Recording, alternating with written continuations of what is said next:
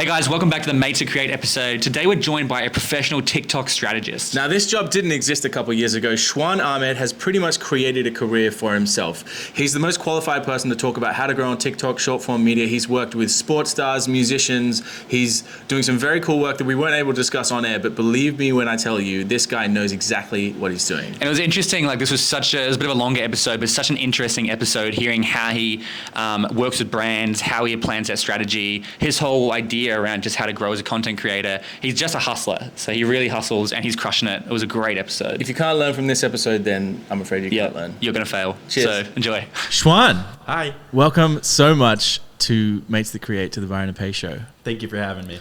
I'm looking forward to this episode. We've kind of mentioned we bring on creators. You're not so much the creator yourself, but you're the puppeteer behind pulling the strings, so to speak, which, as I said to Pace earlier, almost makes you more qualified because it means you're not just a one-hit wonder. Maybe we got creators who are really attractive or something, whereas you're doing this consistently with people. You're on the ground, you're behind the scenes. So I'm very excited to hear your perspective and hear your story.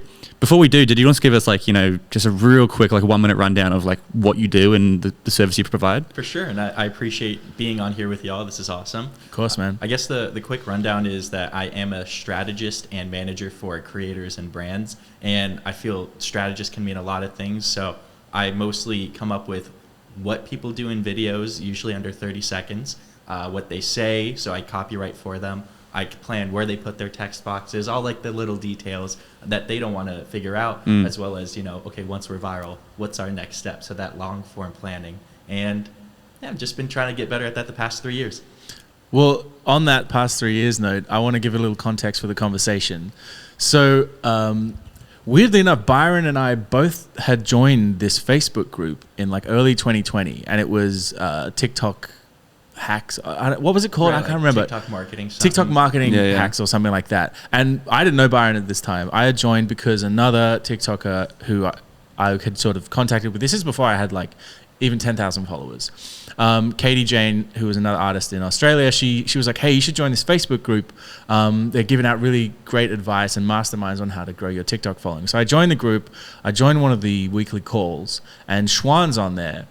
And he's just fucking handing out advice for free, hand over fist. And he's showing up to every single call, and he's giving people advice, and I'm taking notes like you would believe, because I'm trying to learn the craft. And it was a total watershed moment for me to be around that community and to really think about this stuff properly and with strategy. And that put me on a journey that changed my life. And I think you're in the same boat with TikTok and how that exposure has changed your life. But this conversation has been maybe 3 years in 3 years, definitely in the making. In the making. So yeah, I'm super psyched to have you here, man. It's a real pleasure. Do you want to tell us how you got started on this? Because you're not a content creator, but how did you get into it in the first place? How did you find that Facebook group? What's going on here? Yeah, the Facebook group was a friend of mine. He had told me about it, Dan Abramson, and now he's killing it on TikTok. Oh, yeah, with the music reviews. Yeah. Dan Discovers Music, yeah. I think is his at right now. But we were in college, and he just told me, hey, you should join this Facebook group. And I think a few months before that, he'd gotten me an internship while in college at a cinematic music group. So I got to work at a record label because of him. I already trusted his guidance. So I was like, you know what? I want to join this Facebook group. All my friends think Facebook is for old people. Yeah, totally.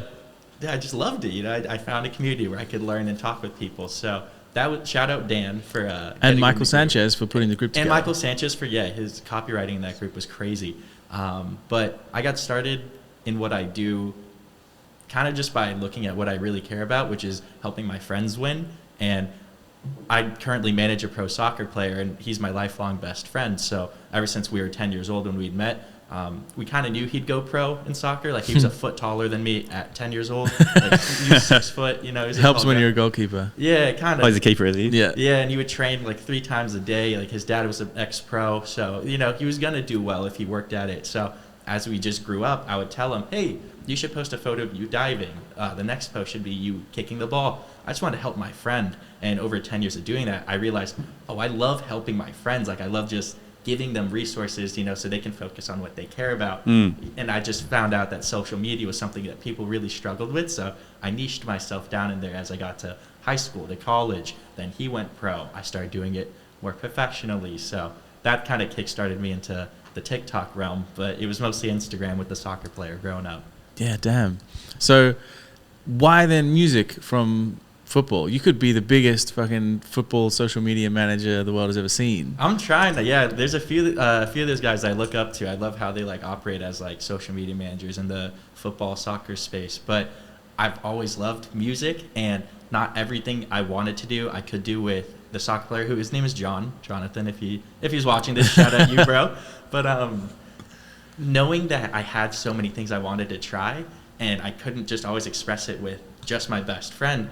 And I just sought out who could I do something else with, who is going to be the editor. And I ended up working with Keyshawn, who I've just found him on Spotify one day and reached out on his Instagram like, yo, your music is sick, let's work.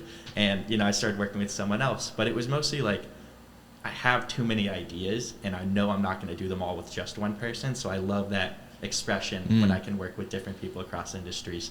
There you go. Could you bring the mic a little closer? I just realized that was no, it's all good. So, okay, we're like early 2020. You're on TikTok, or you're just helping people on TikTok? And like, are you posting yourself, or are you learning through all of these interactions you're having with people? Are you testing stuff for your own like knowledge, or? Yeah, 2019, like October 2019 is when I think I joined the Facebook group, and I would just read everything in there.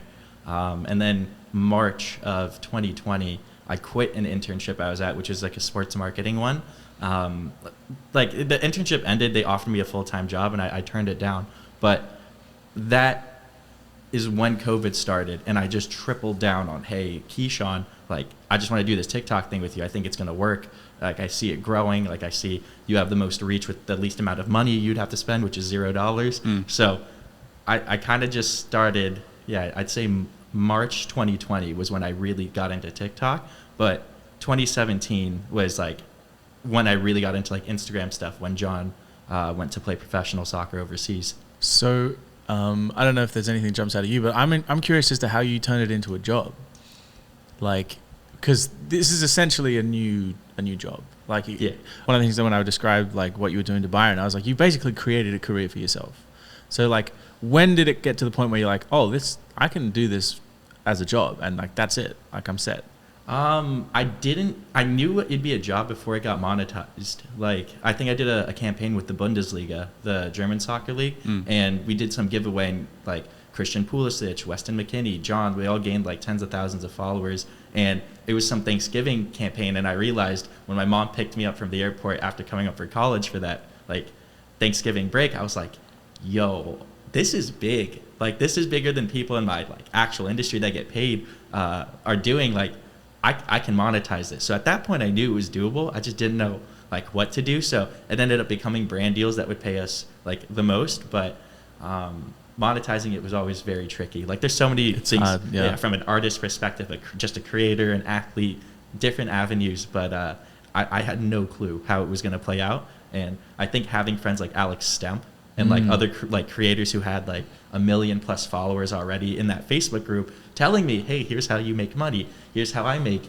$10,000 a week, doing blah, blah, blah. And you're like, that's legal? Like, you can make that kind of money in the creator space? That taught me how I could like really monetize. So it wasn't just my own intuition. I had no clue. Yeah, and like it's such a crazy world, because I mean, this was a while ago, and I think it's still, no one really knows what they're doing in terms of that space. Like, creators are constantly undercharging or potentially overcharging, or don't know how to monetize it, because it is such a hard thing. I also think, as you mentioned, like, once you realize that you can help people grow, it's pretty rare that you would go for a job opportunity. Because if you can get results, then you can make way more money as an entrepreneur than you could in a job. And just more impact. Well, more impact, yeah. And you're in control of your hours or whatever it is. Which is why like most people who are like working in a social media job, it's just like, I mean, I don't know if it's a radical thing to say, but I don't think they have the skill set to do it independently. And like they can still get results and stuff, but if you get really, really good results, why would you be in a job and not be just doing it independently? I always say that too. Like, I worked so hard to get into these agencies and whatnot. Upon graduating college, like, no one would really take me. That's why I graduated, got a sports marketing internship just to like show I could work for 3 months, and then it landed me the full-time offer. But then I got to the point where 8 months after that internship, I stopped counting my views after 3 billion with my clients, and I was like, yo, no company can hire me now. Like, Yeah. I figured it out. And if I had been at an agency, I probably wouldn't have spent all that time focusing on how do you actually grow in your marketing sense. Because you're too busy getting like yelled at, told you're not maybe good enough. Like I had those experiences and it was really harsh. But when I was working on TikTok stuff with Keyshawn upon quitting that internship, it was 15 hours a day, all day. All I did was focus on, okay, what video are we making today? How is it going to sway emotion? I'd be in that Facebook group taking notes. I have a 45-page study guide I made off of that group, and I have a 90-page document of content I made with Keyshawn over the past like 2 years of like, how do we make things? Like, how do we sway emotion? You're not going to get that at an office. They're never going to greenlight you to take that time to do that. So, well, the people who are running any agency, they're too disconnected from TikTok anyway. Just to start with, they don't get it. They understand that it's something they need to be focusing on and like putting money into, but they don't know how to direct their employees on how to do it.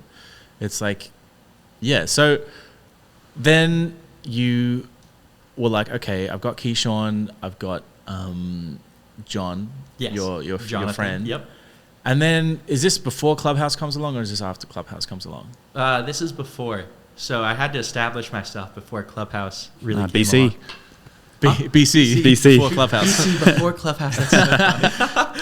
Yeah. So I'd been working with John, for years, and then what was it? 2020 that Clubhouse became? Yeah, mid to late 2020. Australia lagged behind by 2 months or so, but for us it was like January 2020. Because I got an invite 2021. From I got an invite from Biddle, Denver. Yeah, that's it. Through the Facebook group.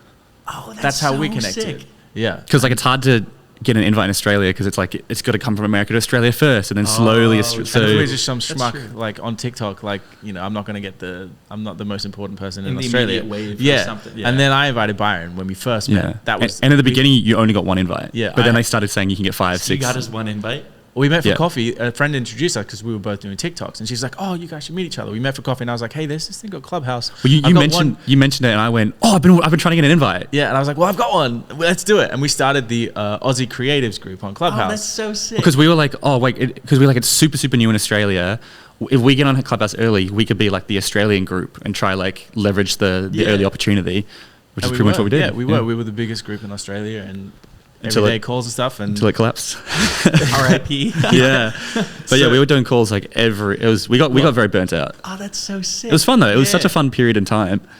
We made a lot of connections through it. Yeah, a lot of people I work with now, it seems like they came from Clubhouse, and what I'm seeing is like it's been 2 years of me knowing some of these people from Clubhouse, and only now am I actually working with them. Like it's taken like this kind of long loop for us to come around and be like, oh, we have things that we can work on. But there was a beautiful message from you, I don't know, 4 months ago now or something like that, and you were like, hey, just checking in because we'd talked to each other intermittently over the last couple of years, and then you'd be like, hey, just checking in, hope you're well. Is there any world in which that we work together, hit me up or whatever? And I was like, yeah, there is. I think there is a world, and I think it's this one. So we so eloquently replied to, by the way. That was so amazing. And I think it's this one. But then so a bit of a sidetrack, but like I've been doing a lot more live stuff recently, and involving and kind of shifting my content strategy, and a lot of that's been down to the conversations we've been having and your advice. So like it goes to show to anybody, like a relationship you build doesn't have to have an immediate payoff, or not even payoff. Things take time to develop. Relationships take time to develop, and trust and stuff like that. And because I've seen you operating for 2 years, I trust you. Because you're in the space, you're working with legitimate people, you're sharing your wins and all the rest of it. So this kind of stuff takes time to really build. Yeah. And I have something y'all might actually like about this. So I know we were talking about like the BC, right? Like what was I doing like leading up to this Clubhouse thing? And it was it was just John, the soccer player who I'd grown up with and done the Instagram campaigns with, and then Keyshawn, who I think was at about 500,000 followers when I got onto Clubhouse. I think it was about that. And when I met Keyshawn, it was online through me finding him on Spotify. Like he just popped up a random song, and I was like, I love this. And I was a beat producer at the time. Like I'd make music in college. I had maybe 1,000, 2,000 followers. I didn't know this. Nobody knows this. I don't talk. I don't talk about it. I hide.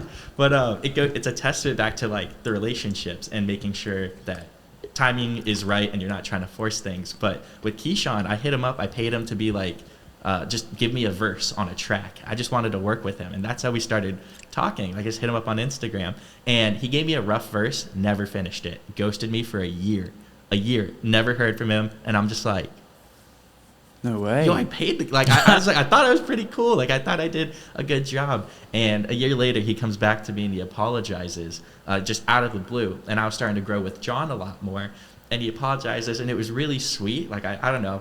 For some reason, I took his call, and I heard him out. And I'm like, man, you have no idea, like, what I do, like, how I could help. Like, you're messing up. Like, I could actually help blow you up. So we started talking, and then a month later, I think we had, like, 50K followers. Like, the month after that, 250,000. And it was just like, oh. Like, I could have just been like, F you. Like, I don't want to. Yeah. And I probably should have in a lot of senses. Like, you should set boundaries, you know, if you get crossed in some capacity, but if they're trying to apologize, it's not like they're coming back. Like, if they're trying to apologize, I think it's always hear them out. Like, yeah, it was such a mature thing, I think, for him to do, that I was like, okay, that he meant it. Like, and you know, it helped me build my career after that. Like, I worked with him for free, and I would just post about my wins, like, in that Facebook group. All I would do is talk to Keyshawn all day. And I would just post about that, and then people would hire me because they would see what I was posting. But that is when I hopped onto Clubhouse, when I was still like really exploding with Keyshawn. So I just had all these things to talk about, and that's when I realized, oh, nobody does this yet. Like, I really feel alone. Like, nobody does what we're talking about, you know. So well, when you say does this, like, what are you doing with these creators? Like, what's your strategy, your process? Do you sit down with them? Do you have a look at their content? Do you come up with like different styles of content, captions? Like, do you know, just take us through what the thought process is like when you're working with the creator? So there's that part, which I think it's like, I don't want to say common sense, but if you're in this industry and you hear someone like, oh yeah, I assist creators with like coming up with their videos, like, that's usually what comes to mind. Like, we help write, we help edit. But when I was starting, I was ruthless. Like, I wanted to blow up, and there was a point where we were doing like 300 million views per day with one of my clients. What? And it was just people like wearing her merch. It was all like influencer based like promo. But I would spend like 9 hours on one Zoom call with a client, just figuring out one DM that we wanted to send to an influencer. 9 hours. Like, I wasn't getting paid for this besides like percentage, I think, of sales. And I don't think that anyone else would really do that, but you know, overnight we would get like 300 million views because someone might post us 10 times and they're getting like 15, 20 million views per video, and you're just like, what? That's wild. Yeah, so I'll sit there and I'll help write the first 4 words of a DM. That's something I got really good at. Like, really? How do you word a DM in a way that's actually going to get someone with 10 million followers to listen to you? So condensed copywriting is something I really pride myself on helping with.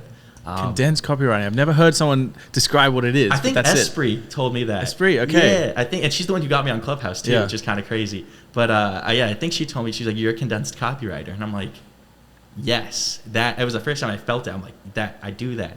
So that's like a big thing that I don't really talk about that I do, but it depends. Like, sometimes with people on Netflix, they'll fly me out. I'll shoot content of them at their house with my phone, and then I'll edit that myself. So it's like, sometimes I'm hidden behind on the writing end. Other times I'm helping edit with Jack B, one of TikTok's largest live streamers freaking ever. Like, I'm sourcing like peer space or rentable land. I'm getting security. Like, or we're finding rentable tents. Like, all these things so that we don't get heat exhaustion outside live streaming. Or like, it's all these crazy different like babysitting tasks, but also strategist, manager, editor type things. And yeah, you just do it all yourself until you find someone else who's like passionate about it enough where you can offload those tasks, or they want to help you grow somehow. So yeah, that's it. So is there any part of that package, so you know, the content creation, the management, the logistics, everything, is there any part of that you feel as though you're getting drawn towards as you do it more and more?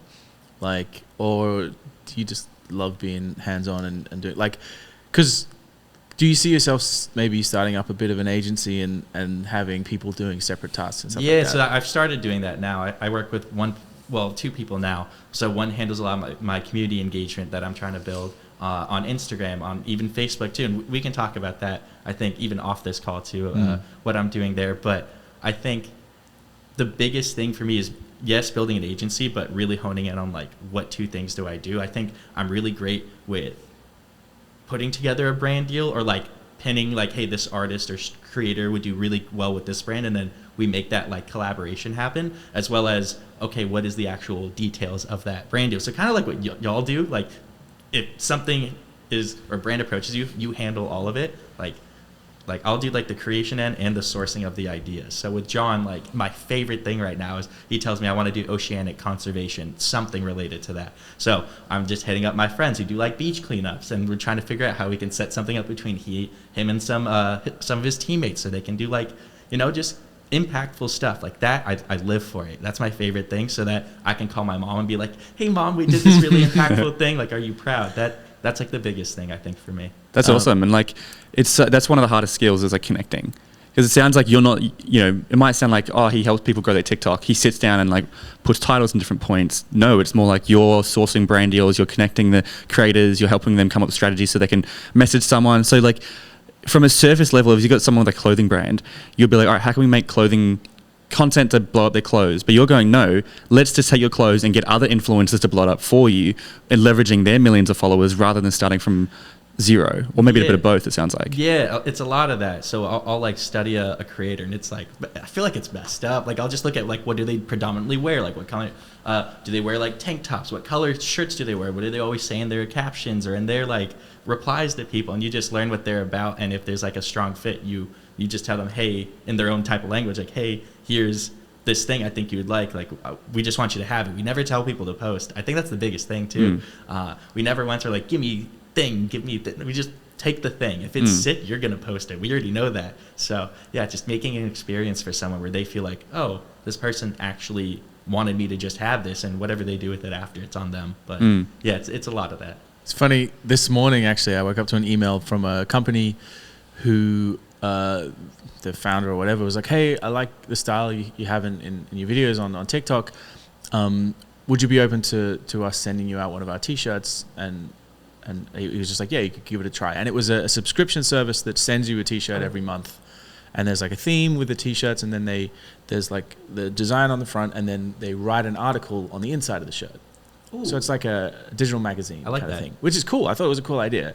And he was like reaching out and, you know, I'll send you a t-shirt. And I was like, yeah, cool. You know, why not? I'll take a t-shirt but at no point was I asked to post. There's no deliverables. There's no like, oh, can you share it on your story or whatever? It's just like, here, have this. We back ourselves that it's interesting enough that you would post about it. And I think that's the way to go. And in anything, in any kind of relationship, you want to be giving almost without expectation. Like, right. And as soon as you tell, they're like creators like children. As soon as you tell them to do something, they don't want to do it. Post 3 Instagram stories. Freaking hell, I don't want to do that. But if you just tell them to go to this event, they'll probably do like 6 Instagram stories because they're just like having a fun time or something. Yeah, it's more natural. So in that growth that we had with like the influencer like posts and whatnot, never once. And again, we'd have days where it's like 50 million, 300 million like views per day. Never once did we ask, hey, post. Hey, go do a thing for us. Like that, it's just so icky. Like everybody always asks of these bigger people or anyone that they see a value. They're always ask, take. And like, if you can just give, like y'all are saying, like it just changes the whole game. So yeah. You have to, there's that quote. It's like, be interested, not interesting. There we go. So don't focus on how interesting I am. Just be interested in that person. Exactly. But, hey, I think what you're doing is so great. Do you mind if we send you something? Blah, blah, blah. So you're interested in them. And then people don't care how much you know until they know how much you care. So show that you care about them. And then, you know, you might send out 100 shirts and only 20 create content. But that 20 content is probably better than the 100 paid content that you're going to do anyway. Exactly. Because you're giving them restrictions. I don't want to do brand deals. Like as a long sustainable thing. We'll do brand deals to keep us alive, but the long-term goal isn't to survive off brand deals because they're restricting.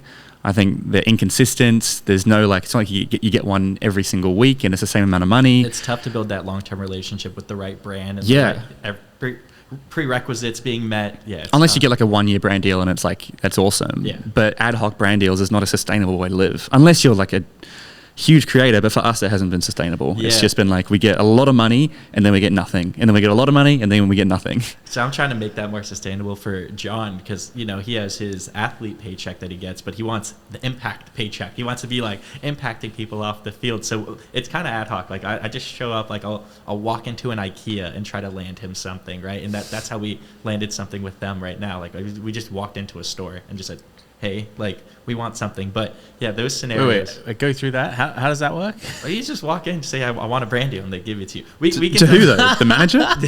I'll explain it, but surely they don't have the right to say. I mean, we can, if you can't talk about it on air, we'll talk about it off air. we definitely can. But before I get lost in it, because I'm so ADD, I think the big thing is like I can do that with him because there's no like focus on he needs like income from like brand deals. It's more of like, hey, I need to impact with the right brands. Like we will wait until we find like the right thing. But yeah, it's so unsustainable, like having to jump or like, oh, dude, I don't want to peddle this toothpaste company this month, exactly. Like, oh, I need to. Yeah, or fucking shave your balls with Manscaped. Exactly. Well, I see a lot of people. NordVPN. It's like Raid Shadow Legends. The raid. you have a job and then you start creating content. All of a sudden your content takes off and you start to get brand deals. So you quit your job because you're like, I want to do this creative full time. And then a lot of people get stuck in the trap of, I have to take every brand deal because this is now my job. And then all of a sudden their audience is like, well, I don't trust you anymore. I don't want to give you my attention, because your brand is so messy. Like your personal brand suffers. And then a lot of people are stuck in that. But it's also like, what's your long-term play? Yeah. Is it just your brand deals for the next 50 years of your life? It's like, from my opinion, you have to have a career. Like for us, it's a bit more clear. He's a musician. I have my own company. So like, that's my revenue model through my company. I present and stuff. So it's like, we're using TikTok as a vehicle, which is my thing I always say. TikTok has to be a vehicle to something other than just, that's your personality. Yeah. I always used to say TikTok is the ultimate traffic driver to the rest of your brand. Exactly. Like, that's what it has to be. If it's a podcast, a YouTube channel, a company, whatever it is, TikTok has to be a vehicle or something to push because it's too inconsistent. It's so unsustainable. It's just so sporadic. How do you navigate your clients out of a trough of views? Asking for a friend. Asking for a friend.